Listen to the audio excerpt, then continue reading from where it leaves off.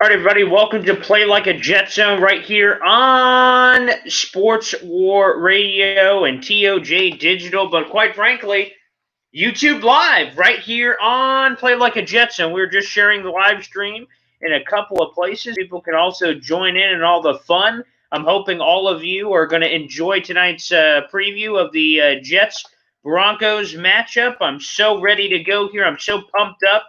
And we're about to get started here in just 1 second. And first off, I do want to give a couple of shout outs before we officially start today's show. And we have two wonderful sponsors, quite frankly, that have been with us since day one, and I couldn't be here without their support. So I do want to say thank you. Excuse me, to Edward Delgado. This flag and banner you see behind me is, and let me show you guys here. This flag and banner that you see behind me is perfectly customized for my Jet Zone Studios, which is Play Like a Jet Zone, my visual product here. Again, we're live here on YouTube Live. We got a brand new lighting system, so hope you enjoyed that. I know I have the dark face, and we're kind of working through this entire brand new project this year, so investing a lot of new stuff. Also have a brand new mic coming soon as well. So thank you so much. If you're new to the show, subscribe on the channel. We're trying to get even more content. Again, Play Like a Jet Zone is your weekly stop for the best Jets pre- and post-game coverage, game day coverage of the New York Football Jets. So make sure you hit that subscribe button when you jump in. Also, when you jump in on the YouTube live chat, drop in questions. We'll talk about it here on the show. So without further ado, let's get started here.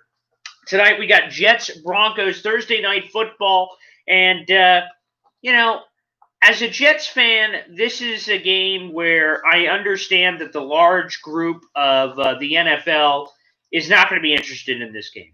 They've made fun of it. It's 0-3 Broncos versus 0-3 Jets, and a lot of the sizzling, sassy superstars that were projected to be a part of this game before the season, well, are not a part of this game due to injuries, due to COVID, and due to other reasons. But we'll talk about that in the injury report coming up in just a second. So, again, two shout-outs here. First off, Play Like a Jet Zone, this customized banner behind me. Edward Delgado, El Chapo of Flags on Facebook. He can make you your personal banner or flag for your man cave or your office or wherever you need. So, El Chapo of Flags. And number two, got to give a shout-out to a local sponsor here who is Mr. Jabber, a.k.a. the Greens Oswego award-winning wing sauce. So you guys can check that out. Again, the wing sauce is terrific. One of my favorite flavors is the garlic Parmesan sauce. And you can also do El Diablo, which is terrific. Bee Sting is also another really great flavor. And it's a local delicacy here that you can bring to your home, wherever you are, wherever you're listening. It doesn't matter. Text 315-406-8081. They have Louisiana Lightning, garlic Parmesan, Bee Sting, El Diablo. They come in these nice 10-ounce containers. They can ship to you. And all those sauces I just mentioned are only $10. You can support local business during these trying times. If you want to support me, support this man. We'll also have that in the YouTube description in a little bit. Again, Greens Oswego award-winning chicken wing sauce. Support a local sponsor. Support me. Text 315-406-8081. Get your sauce today, and you can ask about flavors and sauce choices like Louisiana Lightning, garlic Parmesan, Bee Sting, and more. So make sure you show your support for Greens, and he has always been wonderful to me. Let's get into this. Again, I know this isn't a sexy game on the surface to the masses of the NFL, but I'm excited because I love what we could do a primetime matchup here for the New York Jets. And, obviously the season has not gone according to plan, to say the least. They're 0-3. They've been blown out in essentially every game on the slate so far. And now they're at this pivotal quarter mark of the season where we're playing the Denver Broncos, a winless team, a quarterback who will be making his first career start on a short week cross-country road trip in Brett Rippon, nephew of longtime NFLer Mark Rippon, that a lot of you know. And that's who will be making the start tonight. Now, first off, and we're going to get into the Adam Gase story, but just real quick on Brett, here's the thing. I think there are two ways to look at it when you're playing a young quarterback in whatever sense, especially in this sense where it's a short week and he's making his first career start. Obviously, there's an advantage to the Jets because this guy is inexperienced. He's young. He hasn't really seen a lot of things, and Greg Williams should be salivating licking his chops. By the way, a little statistic for you. Greg Williams so far this season hasn't blitzed as often as you think. He's only blitzed on 26.2% of pass plays so far this year. That's 17th in the league. Expect that number to go up. But also on the other side, there's that sense of surprise that Greg Williams talked about earlier this week, watching preseason tape and watching that one drive from last week. There's not much to take away from that for Brett Rippon. So the Broncos will have the element of surprise from that standpoint, and that certainly could help them in this game with some wild action. But I would expect a lot of the run game. Melvin Gordon will be the beast mode in this game that the New York Jets will certainly have to focus on. So I expect a lot of running to try to protect Brett Rippon, but don't be surprised if they throw a little razzle-dazzle in this game, and something I would 100% anticipate. We'll get more into the game later. We'll get into the injury report later. We'll get into all that. But I think the number one storyline a lot of Jet fans are paying attention to is what's going on with Adam Gase. So it all started back on Sunday, and we had Play Like a Jet Zone right here we were talking about. Chris Mortensen on Sunday NFL Countdown reported that there is a large part of the brass, the Jets front office, that would be evaluating Adam Gase's performance in that Colts game where he got blown out and this game on a short week on Thursday Night Football against the Denver Broncos. And depending how he did, how the team looked, and the status in which they won or lost, that would be evaluated. And perhaps his head could be on the chopping block if the wrong things happen. Well, the Jets got blown out by the Colts. And then on Saturday, or Thursday, this game, they were, for much of the week, an underdog. Now, again, I don't think I can reiterate these points enough. The Jets were an underdog at home on a short week on Thursday Night Football with a quarterback who's never made a start in his career. This is his first start ever. And the Jets are an underdog at home? If that doesn't tell you the current state of the Jets, quite frankly, I don't know what will. So, not good times here for the New York Jets, and that's obviously why Adam Gase is on the proverbial chopping block. Now, here's the thing. There is a brand new report from earlier today from Ian Rappaport of NFL Network that says, actually, as a matter of fact, Adam Gase's job status does not hinge on the result of this football game tonight. And obviously, that made a lot of Jet fans upset. And I've said this on Play Like a Jet Zone. I've said it on my podcast, The Jet Zone, that I was never a fan of the Adam Gase hire. Never been a fan. Didn't want him. And they hired him, and it's been bad ever since. So, I don't want to be right. I wish he would have proved me wrong. So far, he certainly has not proven me wrong. But the thing that bothers me about the Ian Rappaport report on NFL.com is it feels like a Jets front office member spilled his guts to Ian and basically provided a rationale why the Jets should keep Adam Gase. And basically in the report, I'll give you a couple of highlights here. I got a couple of nuggets from the Ian Rappaport report from NFL.com right here in front of me. And I'll read a couple of them to you here. The Johnson family, which has owned the team since 2000, have never fired a coach in season. By the way, I think the last Jets coach that was fired in season was back in the 70s. Christopher Johnson, but here's one reason to believe that Adam Gase will be fired after tonight's game. Because here's the thing: the Jets, in all actuality, I'll get back to this a little bit later. But in all actuality, the Jets should blow the barn doors off the Denver Broncos. And I think you'll understand a little bit later when we get into the injury report for the Denver Broncos. But the Jets should blow the doors off the Denver Broncos. The Broncos are injured to crap at several critical positions, and their weaknesses the Jets should be able to take advantage of. But if this game is competitive between the Jets and Broncos, or the Jets lose, Adam Gase should not be brought back. It is horrible. It is disgusting. And 0-4. And let's just get another nugget in here. If the Jets fell to 0-4 on this season, that would be the second consecutive year that they fell to 0-4, just like they did last year. And by the way, that would be a first time in Jets franchise history. Not the kind of franchise history you want to be making. Here's another nugget. The Jets still have yet to hold a lead in a game so far this season. They are the only team to accomplish that feat. Wonderful. And if that holds through tonight's game, if the Jets don't hold the lead in tonight's game at any point, they would join, wait for it, the 0-16 Cleveland Browns back in 2017 is the only other team through a quarter of the season that has not held a lead. Yikes on that one. But here's, again, I'll give you the reason why you should believe that Adam Gase will be fired, and then I'll give you the reason that he shouldn't, based on what Ian Rappaport and that report came out with. So let's dive into that. So here's the reason why I think you should believe Adam Gase will be fired tonight. Again, if the game is either competitive or they lose, because the Jets should blow the doors off the Broncos. If they win 15-13, I don't know how much that inspires confidence. Say, you know what? That's our guy. See, got us a win. That doesn't make me feel very confident about it. So I can only imagine the next guy. But here's why you should feel confident that it will happen.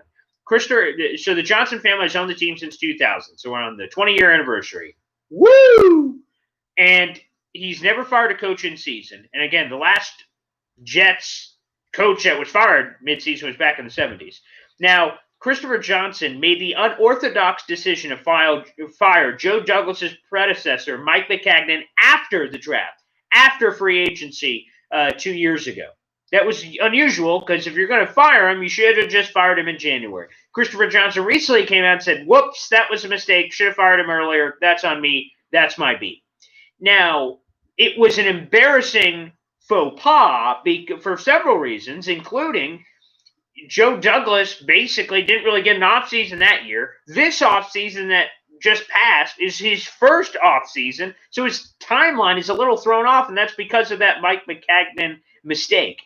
Now, perhaps Christopher Johnson, who is saying, oof, I fired Mike Maccagnan too late. Maybe I don't want to fire Adam Gase too late, so maybe I'll fire him early. That's the reason why you would think he would. And also, the other reason is Adam Gase has been terrible. He's been blown out more so than any other head coach over the last 5 years when we're looking at blowout losses. No other coach is in that ballpark. He's way higher than guys like Hugh Jackson. That's embarrassing. It's pathetic. And the reason that he was brought in here by the Jets' goddamn front office is because he was some quarterback whisperer. The only thing he's been whispering is horrible nonsense to Sam Darnold. He has yet to develop, and that's why he was brought in here. The Jets' number 3 overall pick, the guy that everyone projected and predicted would be a superstar in the NFL, is yet to be that, and the reason being is Adam Gase has held this dude back. There's no other way to slice it. So that's another reason you should just fire him, because here's the thing. Now, I'm going to read this nonsense from Ian Rappaport, and it's not nonsense like it's not true. Ian Rappaport obviously is a very good NFL reporter, and he got these stories and sources, but I think this is just a Jets front office member feeding him garbage and saying, hey, here's why we want to keep Adam Gase, and hopefully we keep him for a long time, which is from the Ian Rappaport report today. It's disgusting, but I'll read it. It does not appear Adam Gase's job hangs in the balance pending the result of tonight's game. According to those informed of the decision-making, the thinking is that firing Gase would not only be counterproductive in general, but also potentially damaging to quarterback Sam Darnold. And we'll comment on this after. The hope is that Adam Gase, and these are all direct quotes from Ian Rappaport's story, the hope is that Gase and the team can do a U-turn starting tonight, similar to how it finished last season, 6-2. Again, the Jets in the second half of the last season finished 6-2. That was the hottest record in all football, just behind the Baltimore Ravens. And here's some more other nuggets from the Ian Rappaport report. Is it fair to judge a coach after 4 games with so many key pieces injured? Would a coaching change in a lame duck coaching staff benefit a third-year quarterback attempting to find his footing? The current thinking is no. The wish is that this is the low point and that Darnold shakes off a turnover-filled start and begins to fulfill his considerable potential. The same can be said for the entire team. In addition, neither owner Christopher Johnson nor any other team executive has had exploratory conversations about moving on. That stems from the report from Colin Cowherd that said that, the Jets front office has reached out to a prominent agent that is, affiliated with some of the top coaching guys out there, which would be probably college coaches, about potentially negotiating. The Jets apparently, quote, laughed that report off and said it was completely false. Here's the thing about let's go through each of these points, okay? So first off, the New York Jets. Let's get to the first one. So it does not appear his job hangs in the balance. Now, normally, 4 weeks through a season, that shouldn't hangs in the balance. It seems a little bit early for that, but Adam Gase has been so bad that you are led to no other possible conclusion for this. And again, you look at this Broncos team. They are winless. We're about to go through the injury report in a second. The Jets should not lose this game to this team. And I want to tell you something.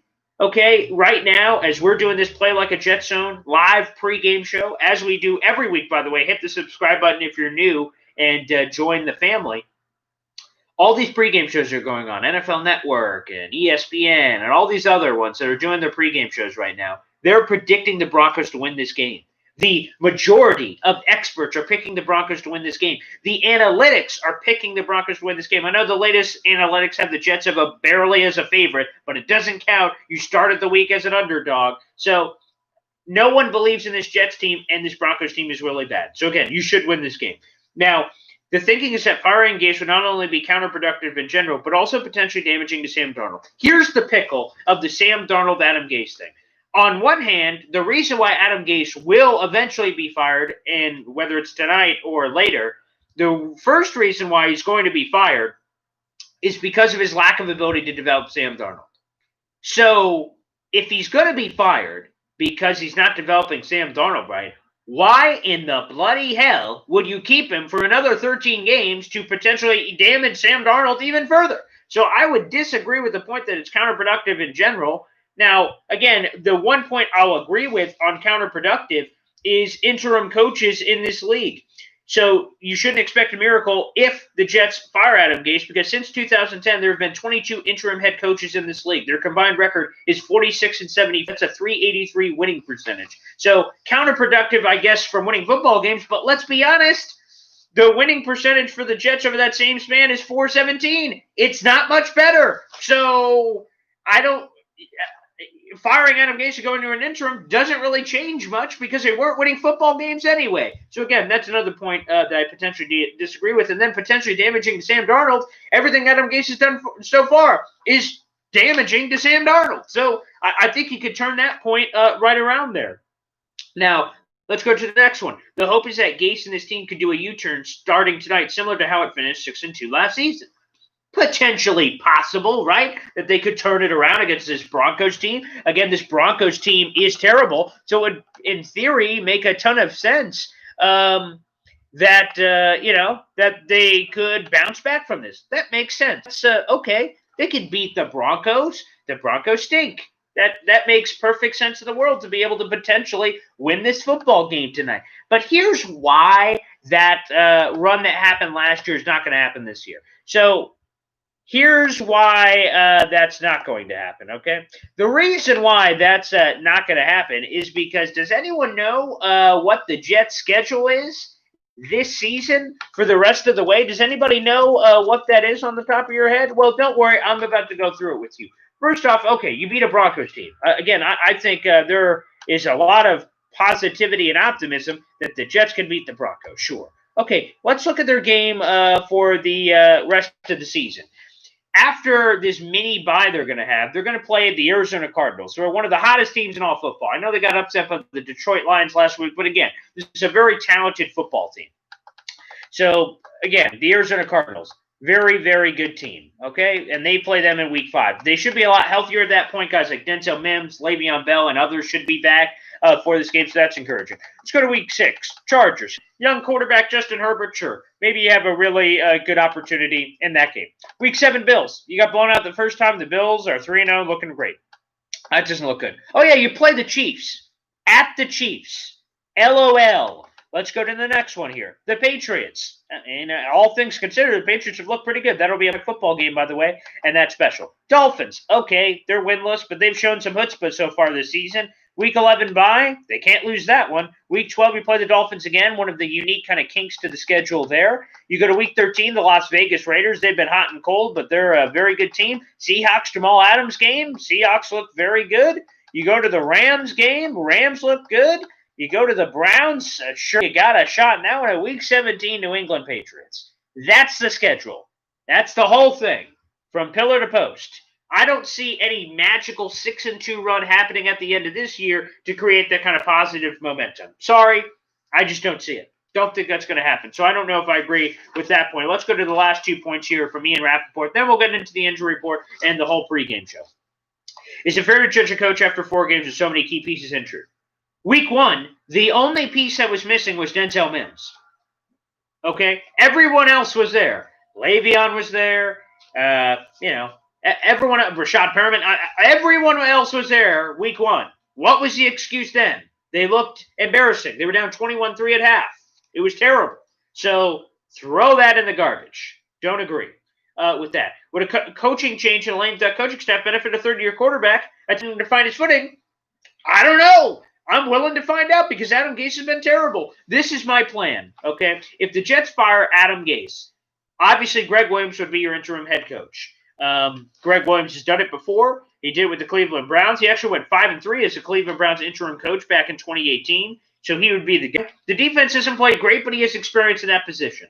Who would then run the offense? Jim Bob Cooter. He ran the offense for Matt Stafford in his 4 years with the Detroit Lions. Were they all great? No, but that would be the logical choice as a guy who's been there, done that from an experience standpoint. So, to me, would a coaching change and lame duck coaching staff benefit a third-year quarterback? I don't know, but I'm willing to find out. And again, this 13 games, the real important factor here may not be wins or losses because, again, it looks like all hope is lost. The Jets making some sort of playoff run, which is kind of sad for a lot of reasons. That would be a decade without any playoffs. Last time they were in the playoffs was 2010. So that stinks, right?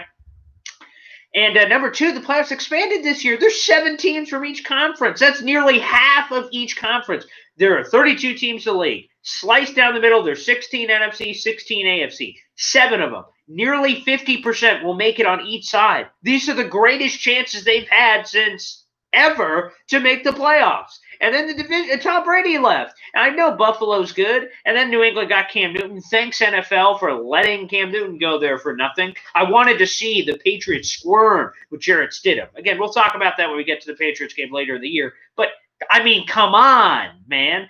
This was the year. This was the year to attack it. They didn't. And then the final point, the wish that this is a low point, Darnold shakes off a turnover-filled start. Again, I think Darnold will be better. They're getting healthier. The Jets will have Jamison Crowder back tonight. We'll get in with a couple more of those nuggets here in a second. And the same can be said for the entire team. But in addition, neither owner Christopher Johnson nor any other team executive has had exploratory conversations. That may be true. But here's the thing. Let's remember this. After the Jets got embarrassed by the Buffalo Bills week 1, what happened? The Jets or owner Christopher Johnson came out and said, Adam Gase is my guy. He's a brilliant offensive mind. If he would turn around and fire that same brilliant offensive mind 3 weeks later, he'd look like an idiot. Now, again, I think it's better to be an idiot and admit your mistake than just kind of wallow in it. But, hey, different strokes, different folks. So, again, that's the Adam Gase report, the breaking one from Ian Rappaport earlier this morning. His future apparently does not hinge on this game. And I'm going to be honest. I'm a diehard Jets fan, okay, in every sense. And you have to be if you're still here after all the losing. And it's not just recently. If you go back all the way in time. I am a diehard Jets fan. I will never root for this team to lose, whether it's tanking, whether it's to get Adam Gase fired. Here's the thing. If the Jets lose tonight, okay, Adam Gase deserves to be fired, and that's obvious. But I won't be rooting for it. I'll try to root for big plays and hope Sam Darnold makes some progress. And then on the other side of the coin, okay, you can't just root for tanking because, again, it's a crapshoot. Who knows? Trevor Lawrence looks good, but I love Sam Darnold or whoever your player is, Micah Parsons or Jamar Chase or Penny Sewell. Whatever, man. I'll worry about the draft when we get closer. I don't want to be talking draft week 4, man. I don't want to be talking draft week 4. We're talking about practice. We're talking about draft, man. Come on, man. So I don't want to be talking draft week 4.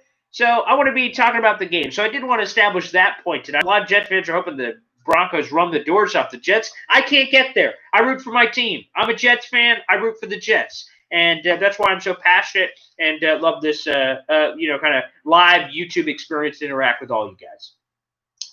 So here are the analytics for this game. Then we'll get into the injury report that I've been teasing since the beginning. The line has fluctuated. The Broncos opened as a 3-point favorite on the road, which, again, is embarrassing in every sense of the word. And right now the Jets are favored by a 1.5.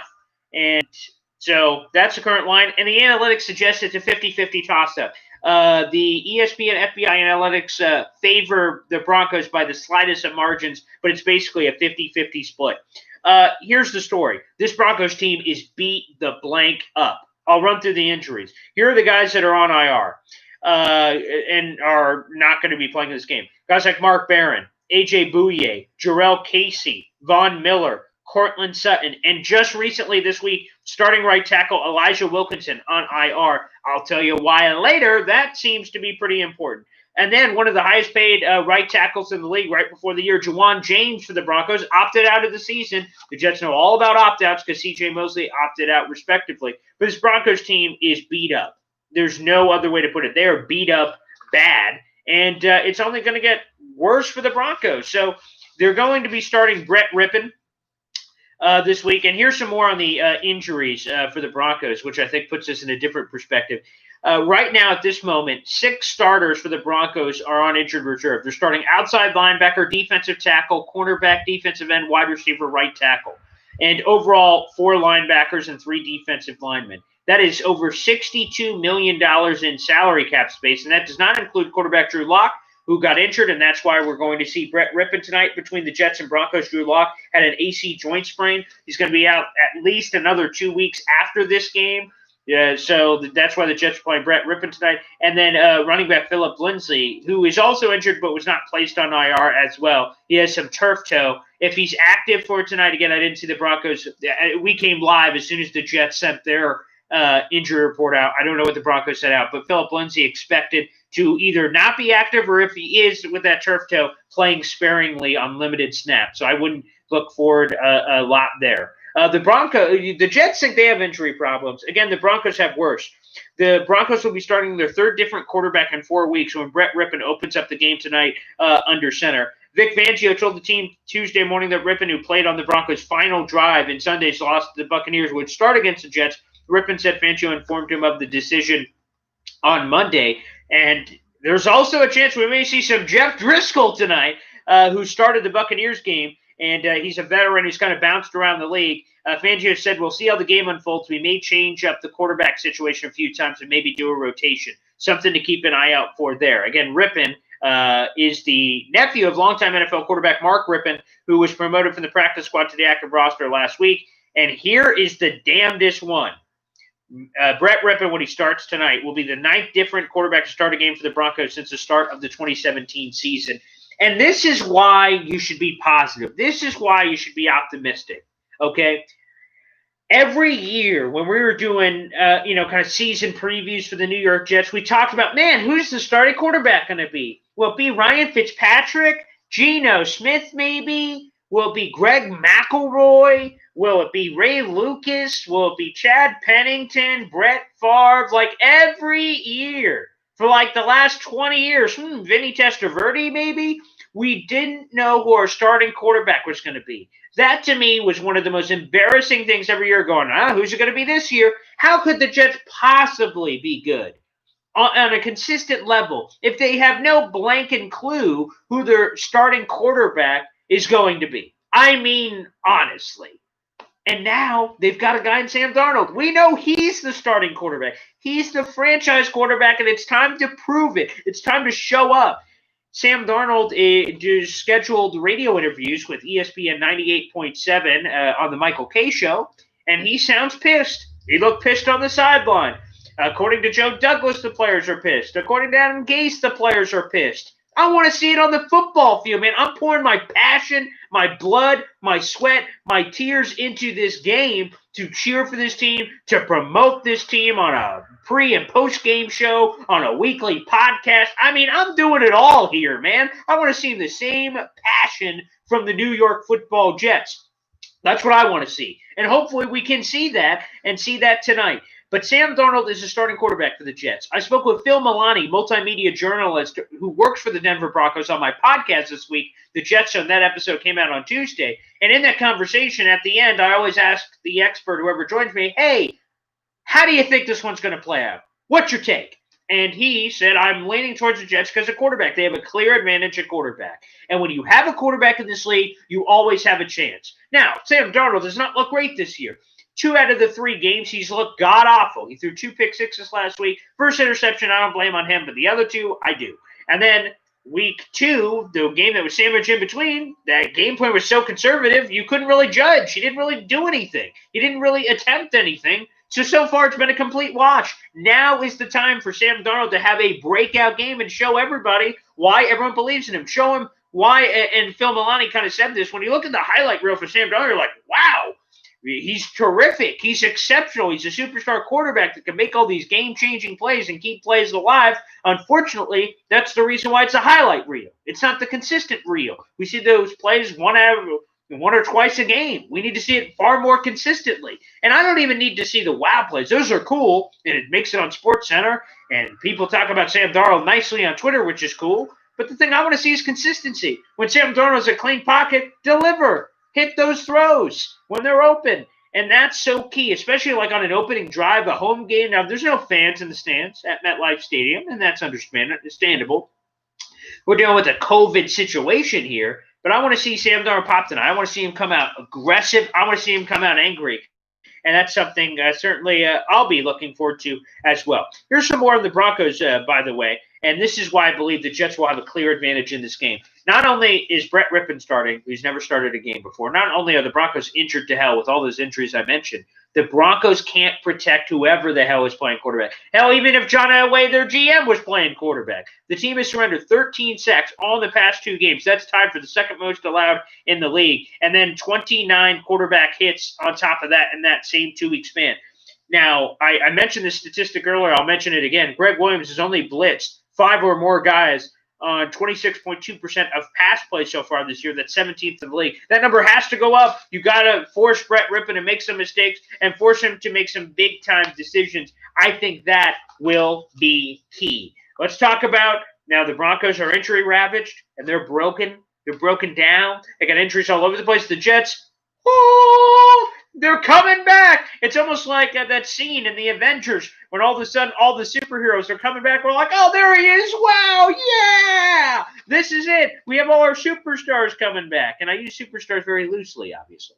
Jamison Crowder is active for this game. He also said to the media earlier this week, not only is he going to play in this game, he expects to play a full game, which is a big deal because of that hamstring injury. Sometimes you can re-injure it. Again, talk is talk. We'll see on the football field, but something to feel confident in. Jamison Crowder and Sam Darnold have a great rapport. In their first ever game together last year, week 1, that was before Sam Darnold came down with mono, of course. He had 14 receptions. He was terrific. And Jamison Crowder's going to eat over the middle, and they've got a great rapport. Sam Darnold's been thrown to a bunch of guys that you don't even know who the names are. Excuse me.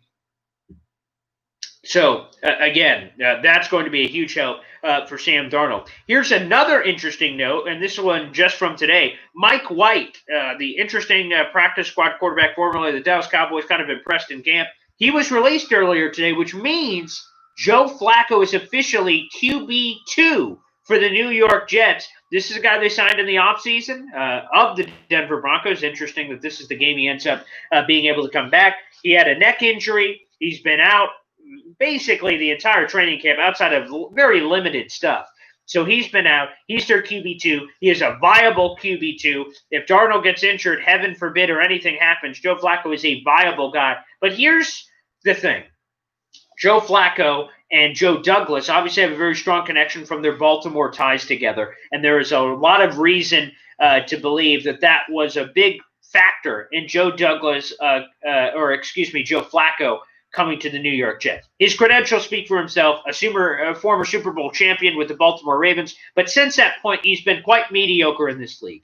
But he is a veteran. He's been there, done that. I think that was one of the best options that was available in free agency to potentially bring a guy in. There's only one other quarterback I really like. That was Matt Moore, formerly of the Chiefs and Panthers and Cowboys. He bounced around the league, Dolphins as well. I would have liked Matt Moore just from an Adam Gase system perspective, but Joe Flacco is fine. My only problem with Joe Flacco is historically he hasn't done a really good job, quote, developing young quarterbacks, whether it was in Baltimore with the Ravens and Lamar Jackson. From everything I heard, and I got a couple of Ravens people in that organization I reach out to, I trust. I'm like, hey, how is that relationship between Joe Flacco and Lamar Jackson? They said not really good. Joe Flacco didn't go out of his way to try to help Lamar, and then they move on. Lamar's his own man. Then let's go to the Denver days, right? Joe Flacco's with a young quarterback, Drew Lock, last year, and apparently the same kind of thing. He's kind of an asshole. I don't know how else to say it. He's kind of a jerk. So to me, I had a little bit of concern bringing in a jerk into the Jets quarterback room and a guy who And here's the problem in the NFL. There's a lack of an awareness, right? Joe Flacco is a former Super Bowl champion.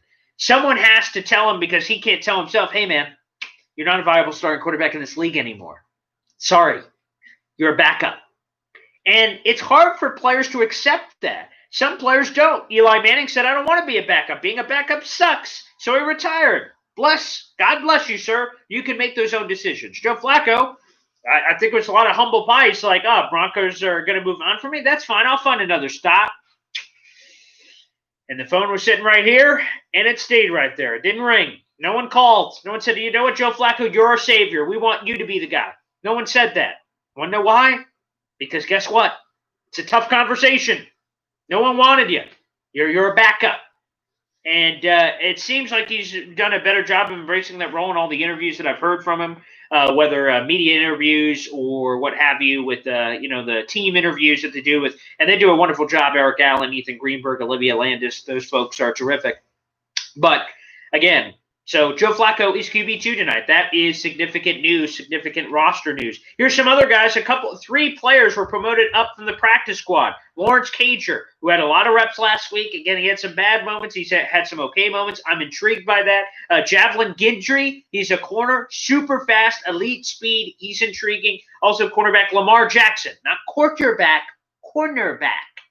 Formerly of Nebraska, big lanky guy, loved him coming out of the draft. Can't believe he went undrafted, ended up signing with the Jets. Some other housekeeping notes: the Jets ended up cutting quarterback Nate Hairston on top of quarterback Mike White. That opened up some of those spots on the roster. Also, wide receiver Jeff Smith off of injured reserve. He was one of the bright spots in camp. Jets were really high on him. Here are a couple of players who are out on the Jets side. Rashad Perriman is out for this game. Ashton Davis is out for this game. Nathan Shepard out for this game. Nathan Shepard, rotational defensive lineman, although he really popped at the end of last year. Ashton Davis, for all the hype, he's actually delivered on none of it so far this year.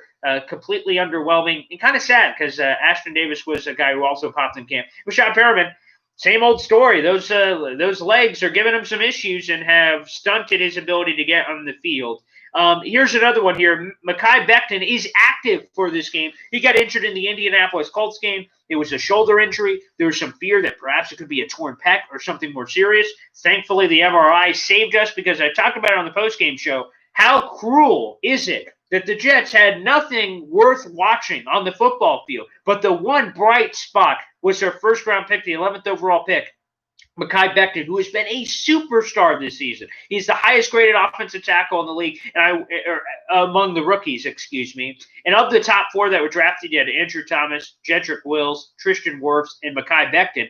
Three of the four apparently are doing exceptionally well from a PFF grade standpoint. Andrew Thomas has been middling so far, and ironically enough, that's the one I wanted. So that's why I'm sitting here, and the Jets are sitting over there, I guess. But nonetheless, Mekhi Becton in this one is active, but I don't expect him to start. All the reports from earlier today suggest that he will not start in this game. And here's the thing, folks. We're playing for the long game, not the short game. The Jets are 0-3. They're not playing for the playoffs here. There's no reason to rush Mekhi Becton back. From what I understand, he will be in emergency dress tonight. If something happens, they can rush him out there. Whoa, no. I'm looking for the long game. Mekhi Becton is a key piece of this team. If you rush him out there and he gets injured out for the rest of the season, that could be detrimental to his development and getting those reps that he didn't necessarily get, all those true pass pro reps at Louisville. I think that's key. I think that's such a huge deal. So please do not rush Mekhi Becton back. If he's not ready, I'm cool. Put him on the bench. It stinks. I don't want to see Connor McDermott or whoever the hell they're going to be putting over there at left tackle, the former backup guard. But again, don't rush Mekhi Becton out. If he's not ready, rest him. I'm good. He's good. We're good. So don't do that. But again, he is active for tonight's game. Jamison Crowder, again, is back. That's huge. And that will be big for Sam Darnold and this offense. Now, there are a couple of factors here that will help Adam Gase in terms of and let's get back into the storyline here, then we'll get into some predictions and things before we get you out of here on Play Like a Jet Zone. Again, make sure new watchers, viewers, and old viewers alike, if you have not subscribed to this YouTube channel, please do. We're doing live pre- and post-game shows every Jets game day. And this Sunday, we won't have a show because we're having one right now, so we can enjoy a little bit of a reprieve before coming back and doing the Week 5 Arizona Cardinals game, which obviously I'm very much looking forward to for that. So please hit the subscribe button, show your support, really appreciate it, and we're only going to keep getting bigger and better. We got the lighting, which is great. Oh, we got the great banner behind me, great sponsors with El Chapo of Flags, also with Jabber and Green's Oswego award-winning chicken wing sauce. And also pay attention to my social media feeds. You can follow me at BoyGreen25, Facebook, Twitter, Instagram. I'm going to have a special giveaway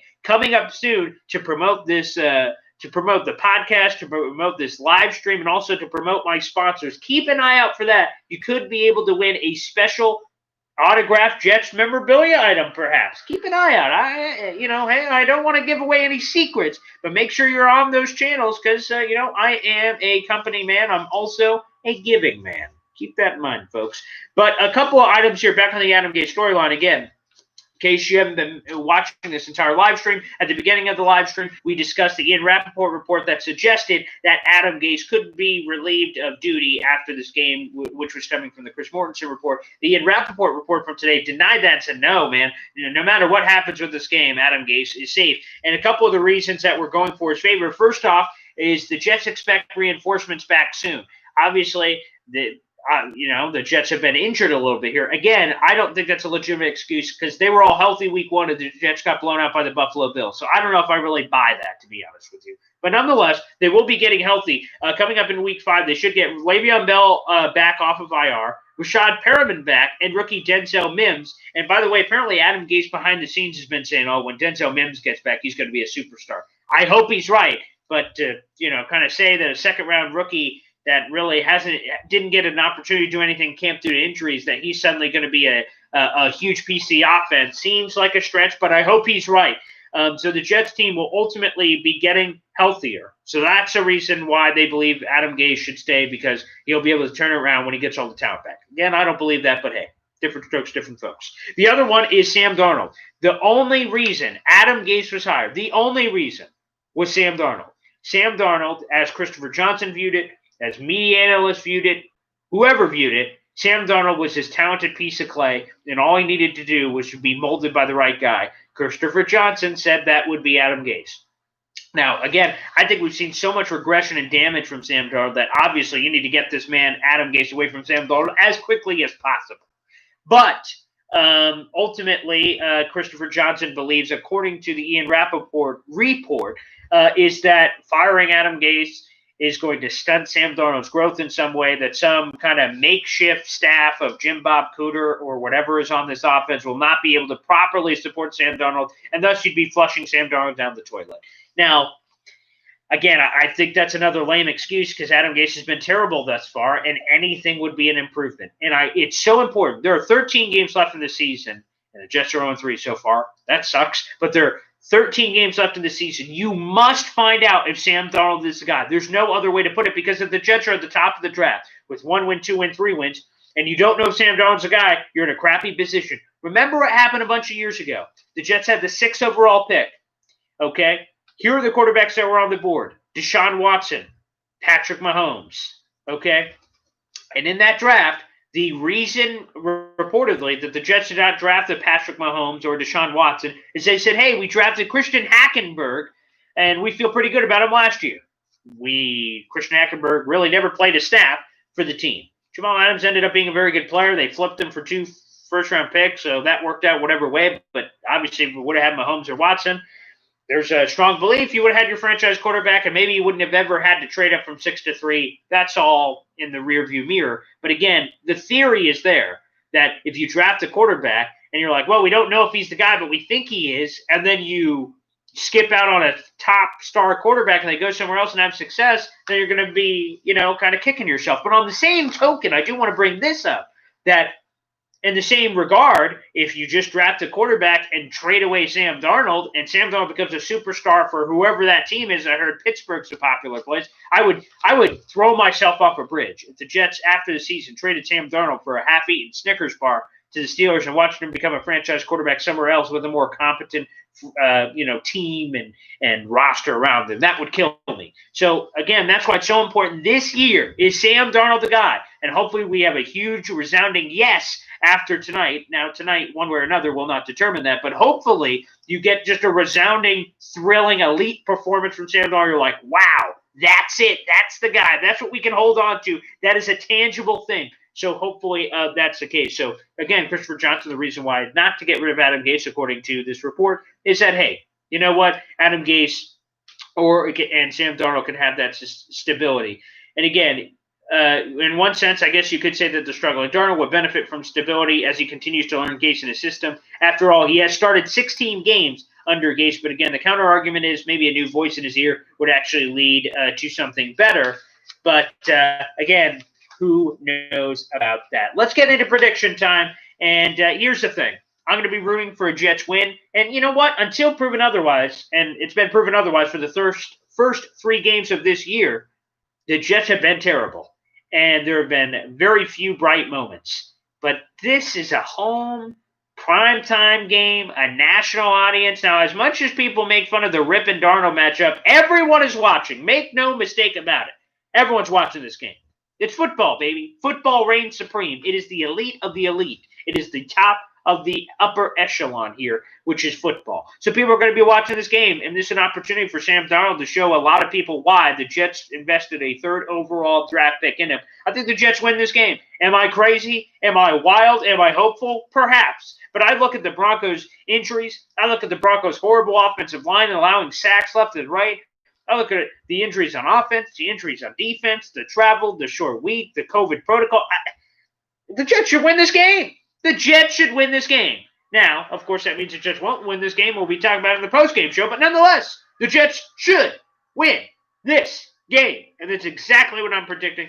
Give me the Jets. And you know what? I'm going to, while maybe we shouldn't expect a lot of points, because the Jets and Broncos are on the bottom end of the points thing. It's a short week. It's COVID. It's 2020. I'm going to go a little higher on the points than maybe the analytics suggest. I think the Jets win this game 24-17. I think it's close.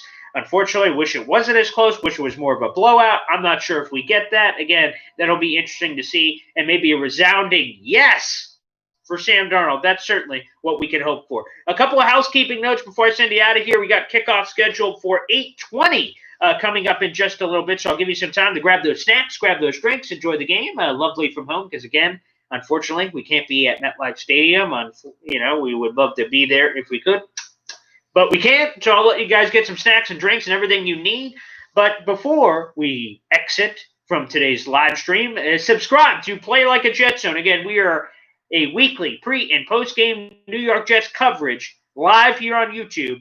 And make sure you subscribe, show your love, show your support, get in the comments, get in the likes, all of it. I appreciate it. This is a brand new thing we're doing here, and it's fantastic. I love the new lighting. It feels a lot better now. I'm glad you guys can see my beautiful face. I'm the most handsome face in radio. That's my day job, and I hope you can subscribe. Also, if you like podcast forms, even better, the Jet Zone is my podcast I've been doing for the last decade plus. And you can, wherever you find your podcast, look up the Jet Zone. My latest interview is up with Phil Milani, although you're running out of time to squeeze that one in. If you'd like to get that interview in before kickoff of tonight's game, we'll also have an interview next week with the Arizona Cardinals, and I'm looking forward to that. Thanks, everybody. See you. Shout out to my sponsors, El Chapo of Flags, and also Greens Oswego award-winning chicken wing sauce. We'll see you after the game. Go Jets, baby! Woo!